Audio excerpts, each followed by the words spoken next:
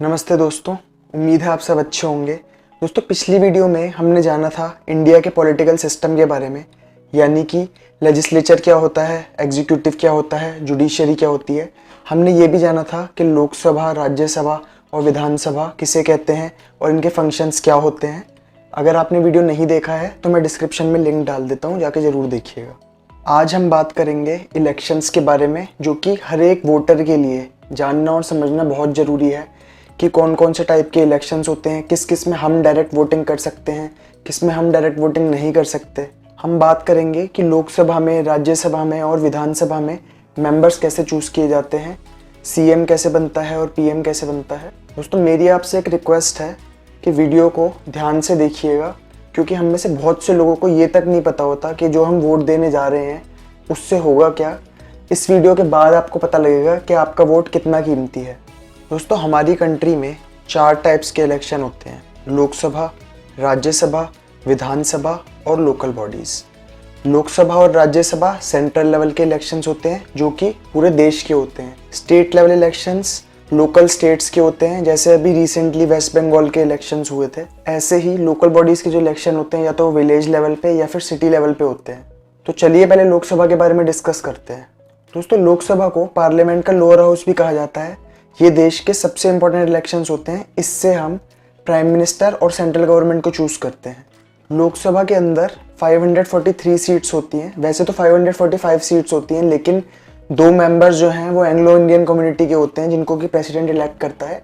बाकी के जो 543 मेंबर्स हैं वो सिटीजन्स डायरेक्ट वोटिंग से इलेक्ट करते हैं, यानी कि हम उसमें डायरेक्टली वोट डालते हैं। मैंने आपको लास्ट वीडियो में बताया था कि हमारा देश छोटी छोटी कॉन्स्टिट्यूएंसीज में डिवाइड है, जो कि टोटल काउंट मिला के 543 बनता है, और यही मेंबर जो हैं वो लोकसभा में चुन के आते हैं। इन 543 सीट्स में से जो भी पार्टी या ग्रुप 50% से ज़्यादा सीट्स लेके आता है, यानी कि 272 से ज़्यादा, वही गवर्नमेंट फॉर्म करता है। जैसे कि आपने देखा होगा कि 2019 के लोकसभा इलेक्शंस में, इनको जनरल इलेक्शंस भी कहते हैं, बीजेपी को आउट ऑफ 543 303 सीट्स मिली थी, और इनके जो ग्रुप है एनडीए, उसको 353 सीट्स मिली थी।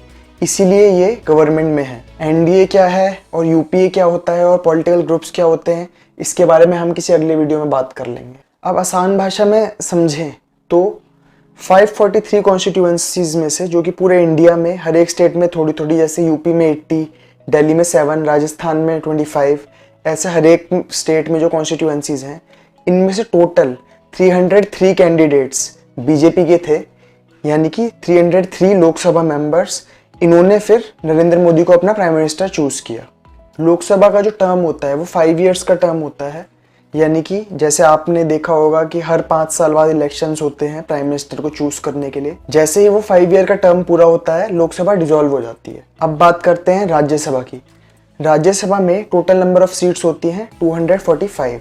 इसमें से 12 मेंबर्स को प्रेसिडेंट इलेक्ट करता है, आर्ट्स, साइंस या लिटरेचर जैसे फील्ड्स से, और बाकी के जो 243 मेंबर्स हैं उनको चूज़ किया जाता है मेंबर ऑफ लेजिस्लेटिव असेंबलीज, यानी कि स्टेट असेंबलीज में जो मेंबर होते हैं, जिनको हम स्टेट गवर्नमेंट में वोट करके जिताते हैं। मैं भी आता हूँ उस पर आगे। वो चूज़ करते हैं। राज्यसभा को पार्लियामेंट का अपर हाउस भी कहते हैं। राज्यसभा का जो टर्म होता है ये 6 इयर्स का टर्म होता है, जिसमें से हर 2 इयर्स बाद 1/3 ऑफ द मेंबर्स चेंज हो जाते हैं। इस मैप में आप देख सकते हैं कि कैसे डिफरेंट स्टेट्स में डिफरेंट लोकसभा सीट्स और राज्यसभा सीट्स का एक फिक्स्ड नंबर है।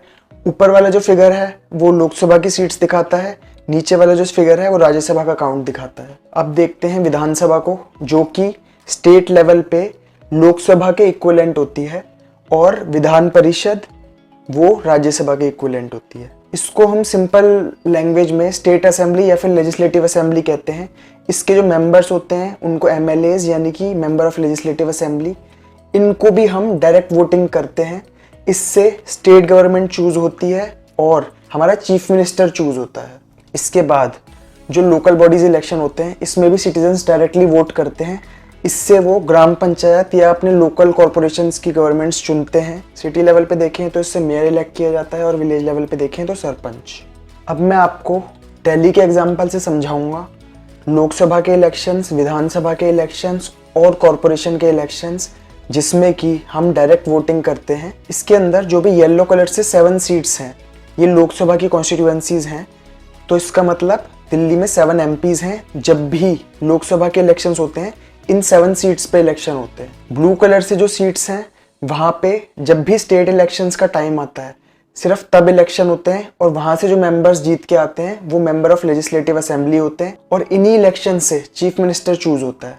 और जो रेड कलर से आप देख रहे हैं छोटे छोटे स्टार्स, इन सीट्स पे तब इलेक्शन होते हैं जबकि लोकल बॉडीज के इलेक्शन होते हैं, जो कि दिल्ली में एमसीडी है।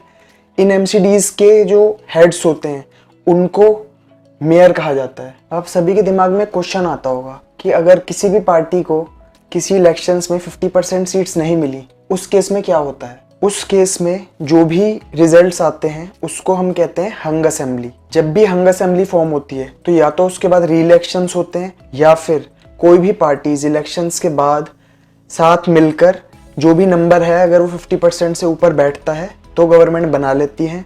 ऐसी गवर्नमेंट्स को कोएलिशन गवर्नमेंट्स कहते हैं। इसका एग्जाम्पल है 2013 के दिल्ली के असेंबली इलेक्शंस। इन इलेक्शंस में 70 में से 28 सीट्स आम आदमी पार्टी ने, 31 सीट्स बीजेपी ने, 8 सीट्स कांग्रेस ने और 3 सीट्स अदर पार्टीज ने जीती थी, जिसके बाद किसी भी पार्टी की क्लियर मेजॉरिटी नहीं थी। तो आम आदमी पार्टी ने और कांग्रेस ने मिलके गवर्नमेंट बनाई थी, क्योंकि इनका जो कलेक्टिव नंबर है वो मिलके 36 पहुंच गया था, जो कि मेजॉरिटी मार्क 35 से ज़्यादा था। दोस्तों, उम्मीद करता हूँ आपको वीडियो इन्फॉर्मेटिव लगा होगा। नेक्स्ट टाइम जब भी आप वोट देने जाएं तो अपने वोट की इंपॉर्टेंस समझिएगा और एटलीस्ट वोट ज़रूर करिएगा। वीडियो अगर पसंद आया हो तो चैनल को सब्सक्राइब करिए, वीडियो को शेयर करिए और लाइक करिए। मिलते हैं किसी अगले वीडियो में। जय हिंद।